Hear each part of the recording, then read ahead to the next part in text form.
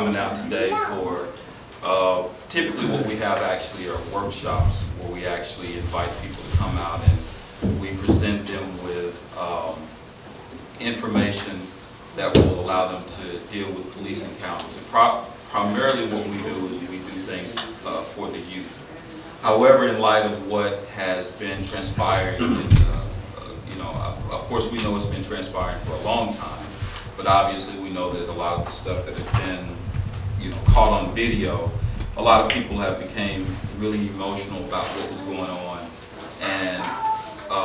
and instead of trying to focus on the workshops which show you how to act when you're being involved in some sort of police encounter, people are starting to ask the question that we've seen all these videos, and when you do what they tell you to do, then they still shoot you. And so that's the reason why we felt it was time for us to do something a little bit more interactive than what we've been doing in the past. About a year and a half ago, we started an organization called the American Committee for United Nations Oversight. And the purpose of that organization was actually to submit or lobby the United Nations to actively get involved with police abuse here in the United States, as well as the International Criminal Court. And the International Criminal Court actually has about 160, give or take, countries who have signed on to allow the international community to prosecute any individual or country or individually involved in human rights violations. They're actually courts. Back during the Clinton administration, we actually were a signatory to that. However, we kind of reneged on it. So 3 countries, the Sudan, the United States, and Israel, who was originally a signatory, have kind of reneged on it. And we were trying to encourage the United States to actually become a signatory so that it could be subject to the International Criminal Court and international laws. The reason we feel that that would be a productive thing to do is because we see that here in the United States, whenever you have an individual who is involved in some sort of police shooting, there's and they're being found not guilty and not being indicted, we know that we want to go to a forum that's going to hold the officers accountable and have an unbiased type of proceeding. And I think that the International Criminal Court would be at least a better way of dealing with things than we currently are dealing with. But in the interim, we also had the Stop the Frisk Academy, which is an offshoot of our organization, and again, that's where we were meeting on a monthly basis, bringing in at-risk youth, and we were telling them or giving them some workshops on how to deal with police encounters. What do you do when the police stop you? What are your rights? That sort of thing. However, here recently we felt that because of the most recent incidents where you've seen time after time after time again, where you have someone who's walking and some innocent, generally an African American man as well as women, who are just basically being gunned down and shot down for no apparent reason, even when they're compliant. So that's why we felt like it was necessary. And part of our panel and our committee, which I'll go through and tell you a little bit, I think most of you probably know these individuals, but the person in the third seat, Dr. E.M. Abdul-Mumin, and I'm going to read his bio, is a native of South Central Los Angeles, Watts. He is a university professor and administrator, a licensed psychologist, martial artist, and founder of the Du Bois Institute, a non-profit dedicated to empowering young males as well as families. He has struggled and succeeded to be more than a survivor of what he entitles the ghetto maze, and he earned his BA, or Bachelor of Arts, and PhD in social ecology with emphasis in psychology, sociology, and criminology from UC Irvine in 1975 and 1982, respectively.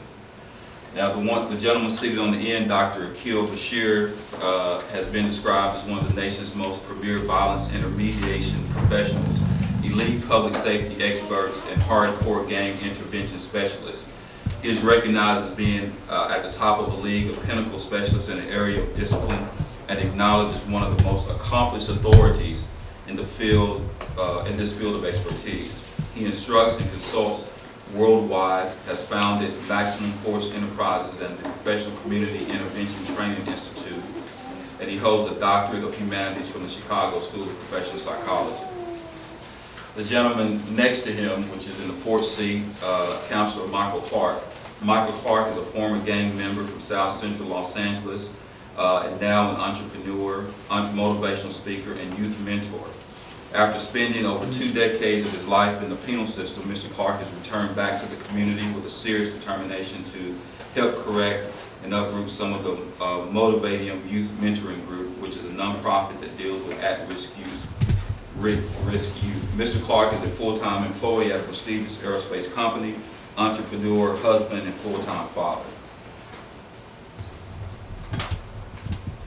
The next person seated next to me is Attorney Maliha Khan Avila. Ms. Khan graduated from UC Riverside in 2009 with a Bachelor of Arts in Political Science, Law and Society. She attended California Western School of Law and graduated with her Juris Doctorate in 2011. She has a strong social justice background, including her work at UCR in programming and running a campaign to promote equality and stop hate crimes. During law school, she helped domestic violence victims file restraining orders and worked defending the rights of people with disabilities, specifically with housing and employment discrimination.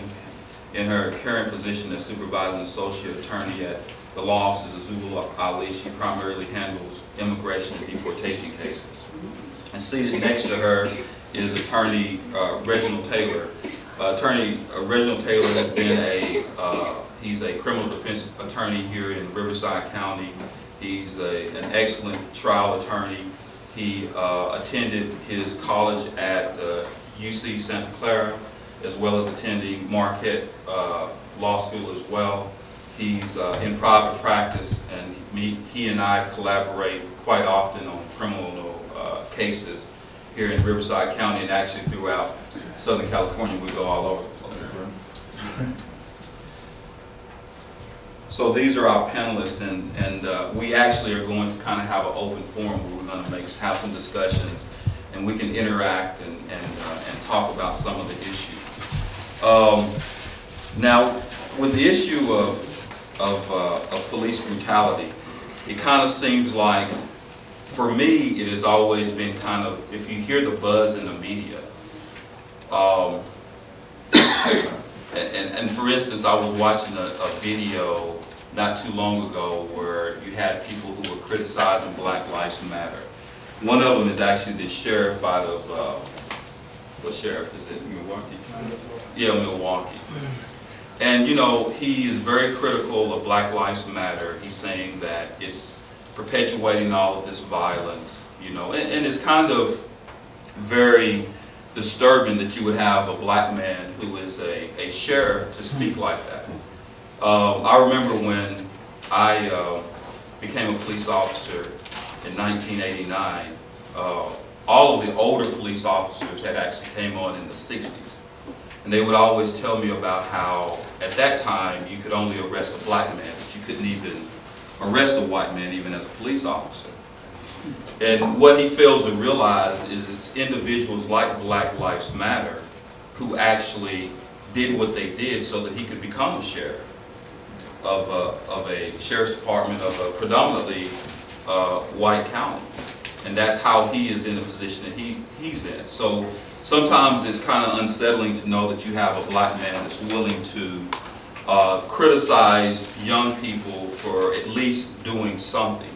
And I know for a long period of time we were very critical of our young people for not doing anything, not being conscious.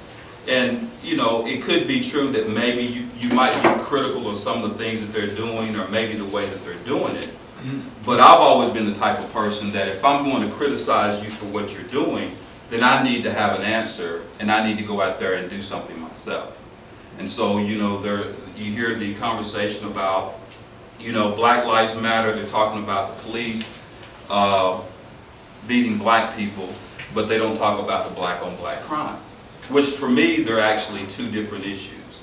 I don't think the fact that you have black-on-black crime negates the fact that we do need to address the issue of police brutality, which is an equal and actually a more disturbing issue. Now, I think that sometimes when we deal with our problems in our community, we also, it's kind of telling from the perspective that it's a crisis for us, but it's not for them. Can you imagine if young white kids were killing each other at the rate that young black kids are killing each other? We would say we would have an American crisis. And they would fix that, because it would be an American crisis.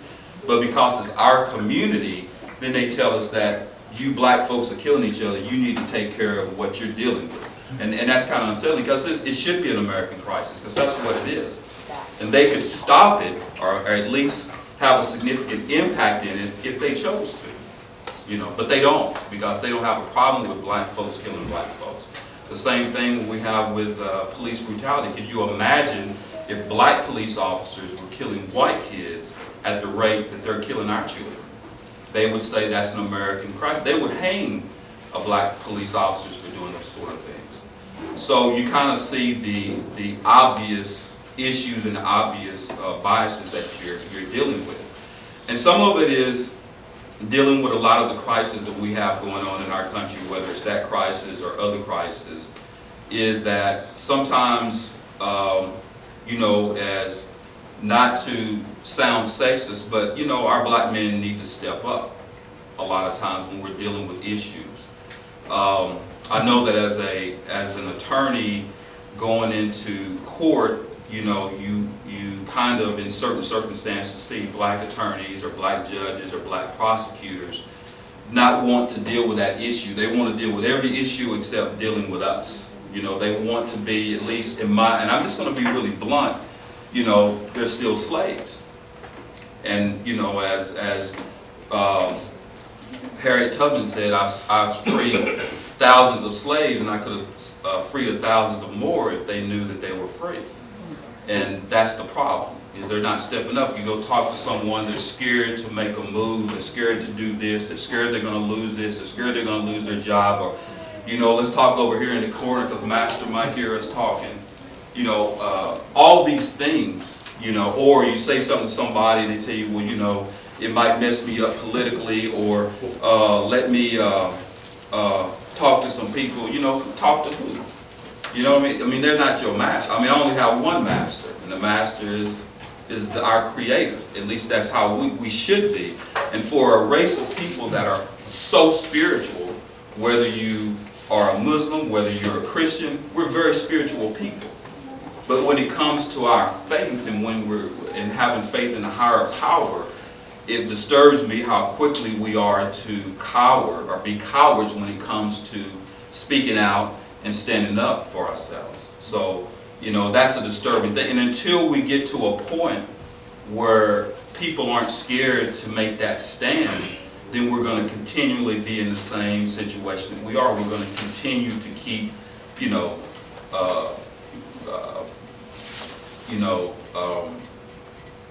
just talking about it and not actually doing anything.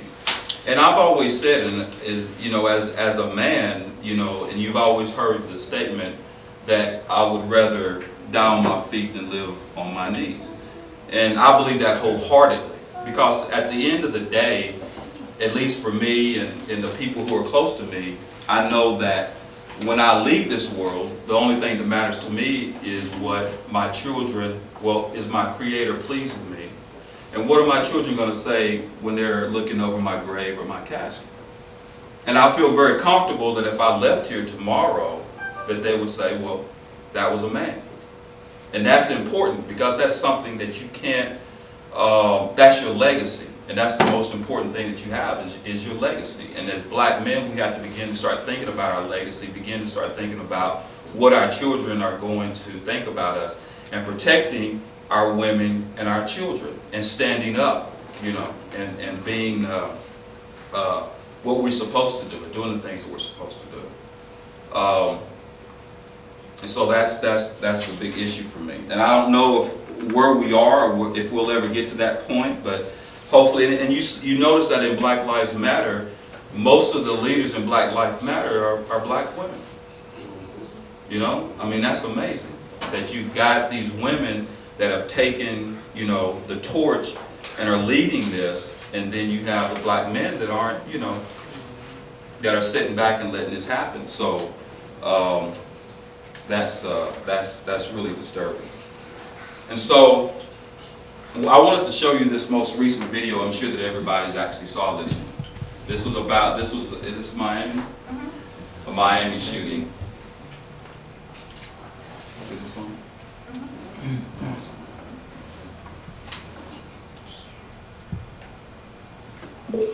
New developments tonight of an unarmed Florida man. An explanation this evening now from the officer. This video from just before those shots were fired, the man lying there on his back, his arms up.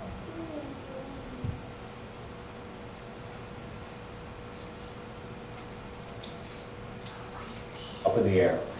ABC's Gio Benitez is in Miami with what the officer who fired those shots is now saying. Tonight, new details about the officer who shot 47-year-old behavioral therapist Charles Kinsey as he lied down with his hands up. A 23-year-old with autism at his feet, playing with a toy truck. Police radio capturing some of the confusion.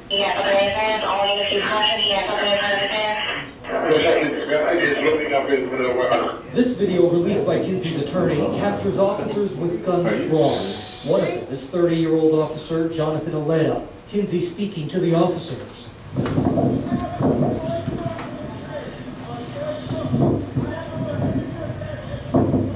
The moment Officer Alea fires and hits Kinsey in the leg, not captured on camera. Alea, a member of the SWAT team with 4 years of service, now on paid leave. The police union has said Officer Alea was trying to protect Kinsey and was actually aiming for the young man with autism, thinking he was the threat.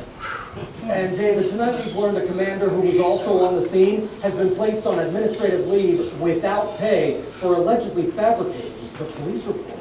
David? Gio Benitez, Gio, thank you.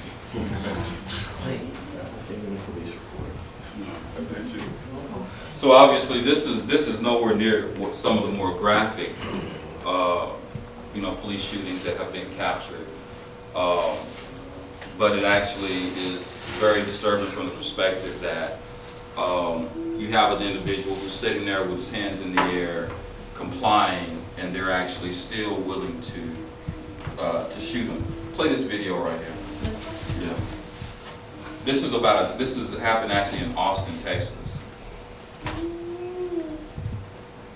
This lady is actually a school teacher in Austin.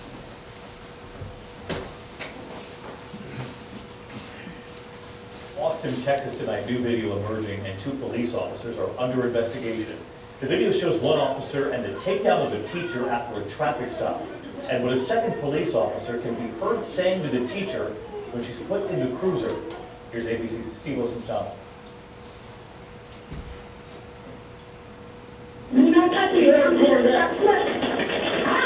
By no means does this violent takedown of a second-grade teacher speak for the behavior of all.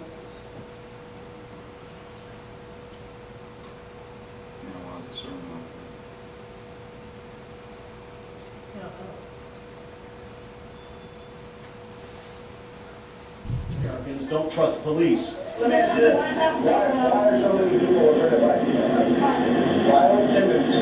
video is coming to light tonight, a year later.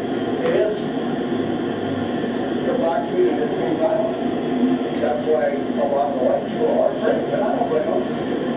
There's some guys I look at, I don't want to deal with them, and I'm always talking to go. Austin police are now looking into the actions of Officer Brian Richter, accused of excessive force, and Patrick Spradlin, whose comments in the cruiser are being called racist. 26-year-old Breanne King was stopped for speeding, and it went downhill after she got upset and the first officer lost his cool. He later tells his side of the story. I didn't want to hit her, man. I was just trying to control her. She's holding, you know. But she's never seen hitting him in the video. It concerns me that just one officer has this notion about a whole group of people, a whole community of people that he hasn't met. And he didn't know me. Authorities are now publicly apologizing. I'm sorry that you were treated in a manner that is not consistent with the expectations of this police chief At the time, Officer Richter's only discipline was counseling and training. Tonight, the police union says the comments in the car are just wrong. David? And hit this one. This is, Find something. You might not see nothing. You're supposed to be visible. You might not see anything, but you go hunting, like bounty hunting for an arrest. Locking up some old guy, some homeless guy, finding somebody who's riding a bicycle on the sidewalk, who's spitting, and you bring him in. The problem is when you go hunting, when you put any type of numbers on a police officer to perform, we are gonna go to the most vulnerable. The most vulnerable. Of course, we're gonna go to LGBT community, we're gonna go to the black community, we're gonna go to those people that have no vote, that have no power. If we start doing what we're doing in Midtown Manhattan, a phone call to the mayor's office is gonna be made. That's gonna be the end of it. We're the predators, they're the prey. The worst thing you can have is a police officer that needs an arrest for the month. So you're all minorities. How does that make you feel? It's horrible. This is something coming from the top that trickles its way down, and this is why we are here today. We first interviewed Officer Edwin Raymond last month. He says he's been recording conversations with NYPD officials for the past 2 years in an effort to prove alleged quotas and retaliation against cops who don't rack up numbers. They're breaking the law. Raymond's claims elicited this expletive from the police commissioner. Is my response to that. The commissioner insists his policies are focused on the quality of arrests and summonses, not the quantity. The officer's attorney. Is the commissioner lying? Yes. Commissioner Bradley is lying. How can you prove this? I can prove it with testimony, with recordings, with documents. All they want us to do is go out there and lock them up. They told us it's easy to get numbers out here because you work in this type of community. Are you arresting for stuff that you shouldn't be arresting for? Well, that's why we're here. We don't do it. We refuse, and because of that, we are retaliated against. Because you're not harassing people, you're being punished. You know, and it doesn't make for a great work environment because they want you to harass people. The lawsuit claims minority officers are punished more severely than white cops for failing to meet quotas. The city denies it. And the community are suffering the most. Because? Because the pressure, because the quota. Because the police department is like a whore pretending to be a lady. That's what they are. Are you worried? You know, this is a big step to come forward like this. It's not easy. It's not easy. We're the enemies. We're the people that nobody talks to. The culture of the department, we're the rats. That's how they call us. We're the rats that speak out. It takes a lot of guts from a rat to stand where we stand, knowing that our career are basically over the second we speak against such a mafia. Because the police department is a mafia. It's a big organized mafia. Again, the police commissioner declined to go on camera to address the allegations. The city has asked a judge to dismiss portions of the lawsuit, claiming the officers haven't begun to prove a case either for quotas or racial discrimination. We will have much more on this story at 11, including what the cops say happens when they don't meet the numbers. Chuck? Sure, thank you. See something like that. Pimping the street. Yeah. Oversee all the plantation. Right. Hollywood. Both of those, yeah. That's right. Hollywood, yeah. I mean, can you imagine, I mean, what would a person would justify a man hitting a woman like that? I mean, he's a trained police officer. There's no, exactly. If we did it, we go to jail. If anybody got a picture of taking a woman up in the air like that and slam her on the ground, you would go to jail. Exactly. What did she do to cause him Oh, to? exactly. It just looked like a traffic stop, and it seemed like she was asking questions that he didn't like, so. They don't like intelligent people. Oh, You understand? I mean, they questioned, she was questioning what was going on. Yep. She was probably expressing her rights. And they were saying, you were in the back of my car, you say nothing, do nothing. And that will get us or anybody that goes in some serious trouble. I think they are trigger happy, most of them. There is no accountability. They know they will get away with it. So it's okay, they are macho men there, they can do whatever they want, nobody can ask them questions, nobody can challenge them. Okay? And from one of your comment was that the black officers think they are slaves. I don't think they think they're slave. I think this is a clear discrimination. It's ingrained in them and in all of others. by looking at a person, I look like Middle Eastern, I am a terrorist. Okay? This is the way they are now trained, right? If I say Inshallah, which I did not translate to God willing, they get panicked. Okay? That's true. Okay? This is a panic, this is going to now attack, and something is going to fall, the sky is going to fall. Okay, without ignorance. Biggest part is the ignorance, not understanding what the other guy is saying. Saying Allahu Akbar, God is the greatest, right? Which he is, it's a problem for them. Because ignorance. Ignorance and not getting away with the murder. Right, that's right. What was you gonna say? No, I was just gonna speak on this lady right here. And, you know, most of us in this room look at her as a lady. We gotta remember the culture of America. That's not lady. I mean, let's be honest. Everybody in this room is a man or woman of color. We keep thinking that we want to, that for some reason we magically integrated into this society, and we think, oh, everything is great. We can all dance because Jesse Jackson back in the day said we can all get along, or because of what, and not to take anything from them, but I think, like you spoke on before we started, or how this is not new. This is nothing like, oh my goodness, they're just now beating up on teachers. And this is where people we need to really focus on something really important. You talk about the black on black crime and police. Okay, we have black on black crime, true. Most of the black on black death is gang on gang. Now, if we have police killing gang members, we could go, okay, you know what, we can put that in the same arena. But these aren't that's not a gang, she's not a gangster. I don't see no rag on her. I didn't see them pull no gun out. I didn't see them drop no dope when they body slammed her. That's a teacher. So they're not going, look at all of the other teachers. It's a pattern going on here. They're going, you guys take care of you guys, and we'll come and get the rest.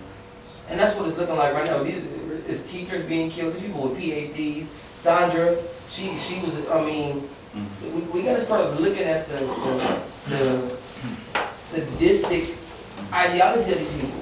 Yeah. They're tired that they're going away. They're starting to think. These people, so we got to go for the innocent, because they're not going for their innocent. And that's what I feel. Well, I mean, one of the things that somebody brought up about, we was talking about training and the way that they deal with it. We was talking yesterday, you remember I was telling you about how they're trained. And I was telling the story, and I'm going to tell the story. My mom's in here, but I'm going to tell the story anyway.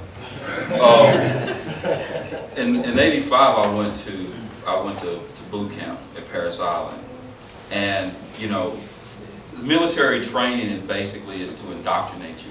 They take your mind. I mean, the whole idea, it doesn't teach you how to be a Marine, it teaches how to control you. How do you move as a unit and not to be an individual. And so, I mean, when I got out of Paris Island, I mean, they had me. I mean, I was a Marine the night before graduation. My drill instructor told us, he says, you're now a Marine, you will never die, you will go to hell, and you will regroup. I mean, that was their ideology, that's the way they talk. So I went home and I was riding in a car with some friends of mine. It was me and this other guy were in the back seat. And the guy that was beside me was a childhood friend. He was going to the Air Force. And I said, man, you know what? I said, the Air Force ain't nothing. I didn't say nothing, I said something else. And he looked at me and he says, the Marine Corps ain't nothing. So I told the guy, I said, pull over, stop the car, pull over and stop the car. So I got out of the car and I was going to put hands on this guy. This was a friend. He didn't get out of the car, but I wanted to get this dude because my mind was like that. You know, it's like, you know, if if they told me to go jump on a landmine, I probably would have just jumped on a landmine because that's what they do. So when I got out of the Marine Corps in 1989, 4 months later, I was in a police academy. I became a police officer in Tennessee. And it's the same structure. You see, it's a paramilitary training. You see what I mean? They teach you, it's a military training.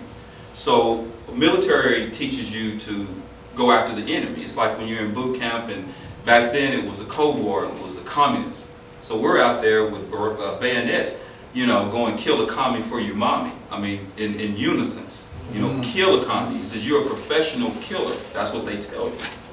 So you can imagine with a paramilitary training, these guys, they move in units. You go to a place, they teach you not to be an individual. The same indoctrination that you get in the military is the same indoctrination that you get in a police academy. You don't think as an individual. It's like when you were a Marine, your Marine was your brother. You will die for your brother. When you cut out of police academy, these are my brothers in blue. And it teaches you not to think as that type of individual, and you have an enemy. Who is the enemy? You know, and so that's the reason they're so aggressive. And then I was talking to Dr. Abdul Mumin, who actually is involved in evaluating police officers when they're hired. But the problem is then once you get hired, the police academy is the indoctrination process. So whatever individual you were when you got hired, once they put you in that police academy, that goes out the window. They've got your head. And so, you know, the training, there's no reason why policing should not be an academic training as opposed to a paramilitary training. There's really no reason for that because you're not on the battlefield. But you're training police officers to operate like they're on a battlefield. When they get on that street, they're on the battlefield. We talk about the movies. That's, you know, when I was a police officer, the one question that everybody asked me, even to today, is how many people did you shoot? You know, because that's the mindset, you know. So I think that when you talk about the way that they look and the way that they're trained, and you're right, it's not really training, but they're not educated, they're trained. I guess that's the best way to say it. That's why you get that sort of reaction. One of the things that I don't know if it'll ever change, but you definitely need to change the way that police officers are trained. Can I throw some psychological stuff in there? So, you know, normally we talk about prejudice, which is our beliefs. And prejudice doesn't cause a problem because I believe you are lower than you, but I never say anything about it, but that belief is there.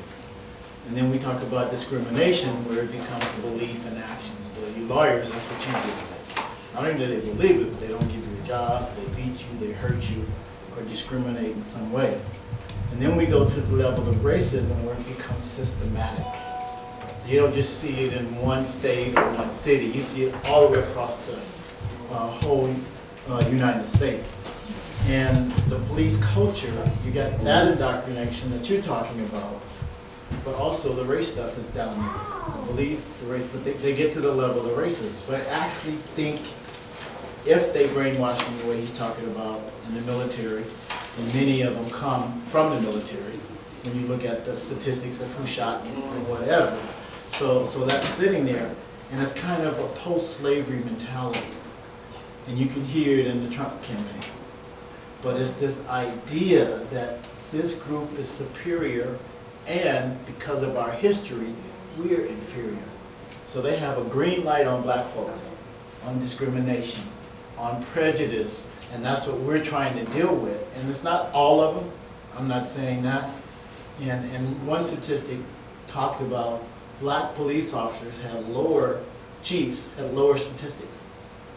Until recently, when that group mentality of the people that they're trying to be chiefs over is going against it. So they really embarrassed a brother, a couple of them who were really good police officers doing their business, and they stepped out of their box anyway and did shootings, regardless of who was the chief of police. So I think we have to understand that cultural part. It's changed, and they're still fighting it. They're still fighting our ability to break the chains of slavery. You know, so we call the new prison system the new slave system. You understand? So it's just going on, and they don't want to hear it, but we know it. That's why we're upset. You know, I'm not going to be a slave. I have to die before I will be a slave or live under some false consciousness. I want to jump in a couple of things. The brother mentioned, we talked about this the whole idea, this dichotomy about black and black crime. You hear a lot of people talking about, well, Black Lives Matter, talk about black and black crime. I want to talk about that. I want to talk about the murder of Chicago, et cetera, et cetera. We heard, like, you know, people who put on famous videos, I didn't mention no names, former NFL linebackers who put videos and stuff blasting, you know, black and black crime. But it's what, and I can't remember from my training, it's a logical fallacy. It's kind of like you talking about something and someone pointing out, look at that over there. Because here's a distinction that no one want to talk about. Black and black crime is for and forgive me, I'm a lawyer, black on black crime is like private action between two individuals. But police brutality is state action. It's a government action summarily executing an individual. You know, charge, prosecution, jury, all the execution, all in a matter of seconds, as we see in the Minnesota video, when man gets shot up. And then you listen to the radio, you hear people on the radio, and what we hear a lot of times is people will call in justifying the police action. Well, the officer didn't know, but they had a gun, the officer saved you. And you hear all this, you hear the people justifying the summary execution of an individual for maybe a traffic offense.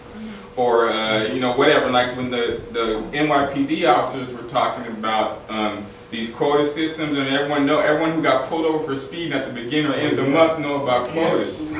Yes. And in California, we have what's called the vehicle code, which I heard one judge had mentioned, and it stuck in my mind. Never forget, he called it the Book of Probable Cause. The vehicle code is about this thick, maybe 3-4 inches thick, filled with maybe 1,000,001 reasons a police can pull over any single vehicle on the road for any reason. And working in the courts for the past 15 years, I've heard, you hear stories, you talk to officers that went in there working. I heard one officer told me, I was having a conversation, said, yeah, when I was on patrol, I would see somebody, if it looked like a regular person, I wouldn't mess with him. But if it looked like, you know, another person, I'm always trying to clean up the language, he's talking to me, I'm gonna see, you know, see what you can get, see what they got. And a lot of times, a lot of, I guess incidents begin with what they call vehicle code violations. I had a case up in the valley when my client got pulled over for having expired tags. But actually, he had expired tags. They pull him over expired tags, shake him down. They don't find any drugs, no guns, no burglaries, nothing else they could put on him. So what they do, they charge him for defrauding the DMV, jump all these charges. He's arrested for a felony. Place a high $50,000 bail on him. We go to court. We go to court. It's like, and the judge's like, well, why is this here? That's exactly why. You know, so he should be released on his OR. Well, I'm gonna set bail of maybe $150. So why are you setting bail in the first place? You know it's not a felony. Everyone knows it's not a felony. I'm talking to the little snot-nosed city attorney. So you know, you and I know, maybe you don't know, but I know what's going on here. They basically stopped somebody who looked like they had a place, and they didn't find nothing. So you got to put something on more to harassment. But this is how a lot of things occur. There's a stop for one of the 1,000,001 vehicle code violations, and then depending on the interactions, could depend on what's going to happen. So a lot of people are in that situation that might have a little, oh, we better justify this somehow. And most of the time, police arrest you will be for a felony, or you know, they'll overcharge. And I had this conversation, and you have this conversation a million times. The police don't know the law. The police are government workers. A lot of times, they can do the least amount of work they can do. So I'm not going to sit there and investigate and ask what really happened. It's a felony arrest, boom. I talked to a person the other day. I said, when did this happen? Oh, it happened at maybe almost 6 in the morning. They said, well, they didn't ask me this. I said, look, it was the end of their shift. Basically, the end of their shift. They don't want to spend the next 3 hours investigating the paperwork, boom, felony arrest, boom, bye. But that's how it goes. But again, I mean, we had this conversation going back to police brutality. This is state action. Now, the foundation of the United States is for what? For a limited government. I mean, because I listen to whatever conservative radio all day, so I listen to all these arguments. But the main thing is like the main Republican platform, whatever. We want limited government. They want limited government, except when it comes to the police. Yes. That's when they don't mind big government. Yes. But I'm saying though, I mean, when we talked about this, like, if you just think about and look at our history. The reason why, I mean, the term Black Lives Matter is important because for most of the Constitution haven't mattered. So you have, I mean, and just think about it. I mean, the doc's talking, get into the psychology of